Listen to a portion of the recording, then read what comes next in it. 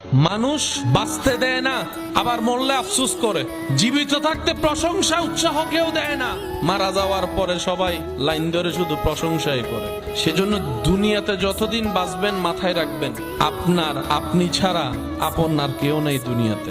যদি আপন খুঁজতে চান আপনি পাবেন একমাত্র নবী রহমাতুল্লিল আলামিন আর আপনার রব্বুল আলামিন।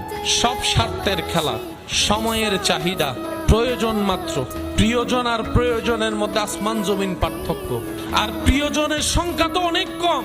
সে প্রিয়জন যখন আজরাইল সামনে চলে আসবে, প্রিয়জন আর প্রিয়জন থাকবে না। হাসরে যখন সওয়াবের কথা চলে আসবে, প্রিয়জন আর প্রিয়জন থাকবে না। কারণ মানুষ সবাই দিন শেষে নিজেরটাই ভালো বোঝার চেষ্টা করে, অন্যের মুখে হাসি কেড়ে নিয়ে হলো নিজে হাসার চেষ্টা করে। যতদিন বাঁচবেন তাওয়াক্কুলটা রবের উপর রাখবেন, দিলটা উজাড় করে আপনার আবার নবীকে মোহাব্বত করবেন। বেশি বেশি ইস্তেগফার করব, বেশি বেশি দরুদ পড়ব, সাধ্য মোতাবেক সৃষ্টির উপকার করব, নিজে সয়ে যাব, অন্যকে সুখে রাখার চেষ্টা করব। দেখবেন আল্লাহ তাআলা আপনার জীবনকে এমন ভাবে সাজাই দিবে যেটা আপনি কল্পনা করেও পৌঁছাইতে পারবেন না। বলেন সুবহানাল্লাহ।